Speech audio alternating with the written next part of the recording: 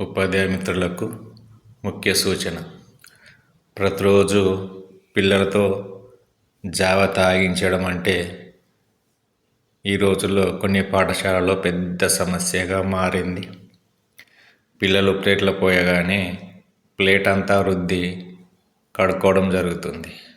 అలాగని మన పాఠశాలకు సప్లై చేసినటువంటి ఆ పిండితోనే, ఆ బెల్లంతోనే మనము రాగి లడ్డూలు చేసుకొని పిల్లలకు ఇవ్వవచ్చు.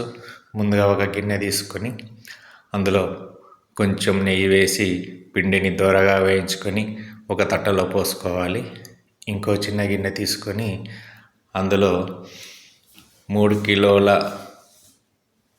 పిండికి 2 కిలోల బెల్లం వేసి ఆ యొక్క బెల్లాన్ని కొన్ని నీళ్లు కలిపి కరిగేదాకా, ఒక పొంగు వచ్చేదాకా పొయ్యి మీద పెట్టుకొని పొంగొచ్చిన తర్వాత దించి పిండిలో కలుపుకోవాలి.